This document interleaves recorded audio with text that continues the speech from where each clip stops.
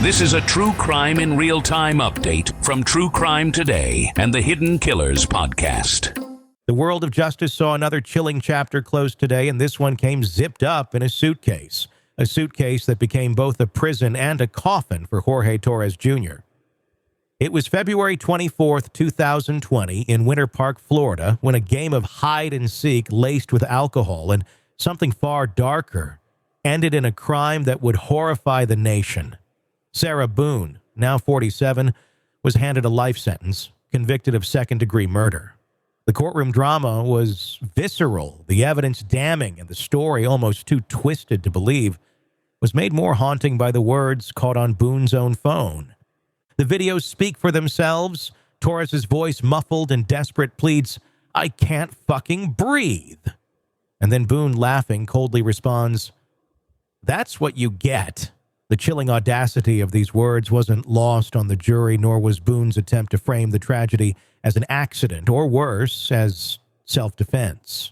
But when the prosecutor presented those videos, the case against Boone became almost unassailable. Torres's cries, Boone's laughter, they painted a picture of a night that began in drunken jest and ended in murder. Yet Boone, even in the face of overwhelming evidence, maintained her narrative. She told investigators that Torres willingly climbed into the suitcase, a macabre choice of hiding spot, and that she zipped it shut in what she claimed was playful banter. But playfulness turned to cruelty, and cruelty to death, as Boone recorded her taunts and left him there, trapped and terrified. Her defense argued that her actions were a misguided response to years of alleged abuse at Torres's hands. She called it a moment of reckoning, a conversation she could finally control. But when that suitcase became his tomb, no explanation could justify what came next. Boone went to bed. She left Torres in the suitcase, believing, she said, that he could free himself. By morning, he was dead. And the grim sequence of events that followed, her frantic call to 911, her interviews with police, her eventual arrest, unraveled a tale of love, rage, and fatal mistakes. But those mistakes, prosecutors argued, were no accident. They were the calculated actions of a woman who, in that moment, chose vengeance over compassion. In court, Boone's defense team tried to shift the spotlight onto Torres. They described a toxic relationship marred by domestic abuse. Dr. Julie Harper, a psychologist, testified that Boone's childhood, a strained relationship with her mother, the trauma of losing her father, shaped her into someone who stayed in abusive relationships long past the point of safety. Harper described a power imbalance between Boone and Torres, painting her as a battered woman acting out of misplaced survival instincts. But the jury wasn't swayed. The videos, Harper admitted, could not be reconciled with Boone's claims of self-defense. They were, as the prosecution argued, the smoking gun. Adding to the drama were the courtroom's quieter, more human moments. Torres's sister, Victoria, stood before the court, her voice cracking as she described the nightmares that still haunt her. "A suitcase," she said. "Something so simple is now so triggering. I can't even close one all the way." Her words cut through the procedural hum of the trial, a stark reminder of the emotional wreckage left in Boone's wake. Boone herself addressed the court before sentencing, offering an apology that felt to many like an excuse. "I'm sorry," she said, claiming that her actions were a desperate response to years of abuse, but her words were undercut by a statement that left the courtroom stunned. "Being in jail," Boone declared, "has been one of the greatest experiences of my life." She described it as a time to reconnect with God, a sanctuary from the chaos of her relationship. If she hoped to elicit sympathy, the attempt fell flat. The judge, unmoved, denied her motion for a new trial and handed down the maximum sentence, life in prison.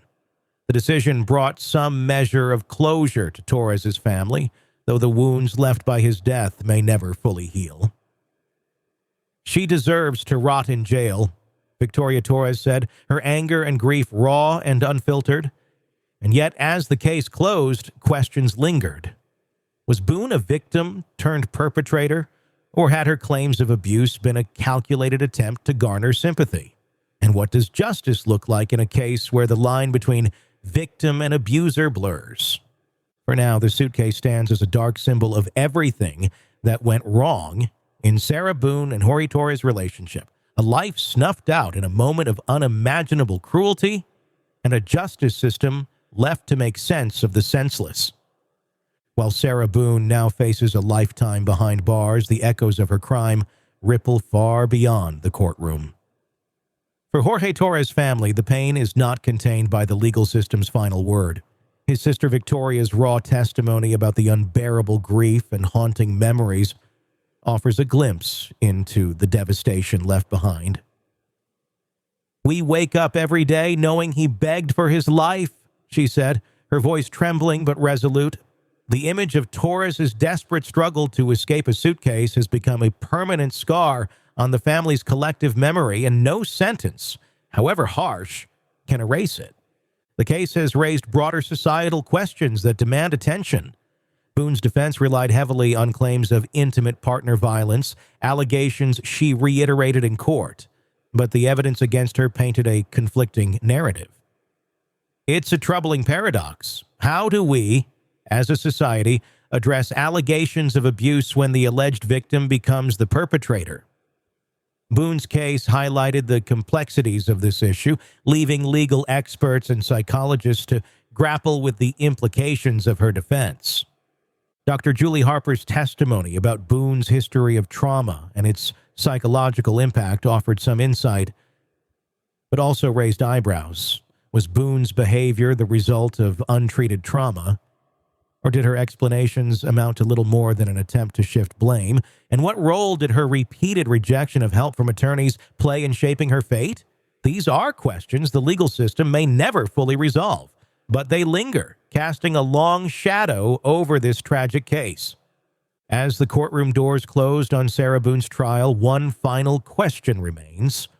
Could any intervention, legal, psychological, or otherwise, have prevented Jorge Torres' death? It's a question that haunts not only those who knew and loved Torres, but also a justice system tasked with protecting victims while holding perpetrators accountable. That's all for now. We'll keep digging and getting you the facts. Thanks for listening. And be sure to press subscribe so you don't miss any of our updates. In a world where the darkest secrets lie just beneath the surface. They said it was an accident, but the evidence says otherwise. Where hidden killers roam, unnoticed, in the shadows. I think you would definitely be looking at a blend of toxic, very bad narcissistic personality traits, and they will be vengeful and possibly resort to violence. Join Tony Brueski as he uncovers the truth behind the most chilling cases. They said it was an accident, but the evidence clearly says otherwise. Each episode, we dig deep into the minds of those who commit the unthinkable. To your point on narcissism, he thinks in his own mind how witty he is. Yeah. But he lost that jury. I was done with him in 2 minutes. From unsolved mysteries to infamous crimes. Geez, you've just talked about how you've taught yourself how to do everything under the sun. I bet you did a YouTube video, how to best kill somebody with a knife. Hidden Killers with Tony Brueski takes you where few dare to go. How does someone with such a dark secret go unnoticed for so long? With multiple new episodes every single day. We're not just telling stories, we're seeking justice. Listen now on Apple Podcasts or wherever you get your podcasts. Just search for Hidden Killers with Tony Brueski.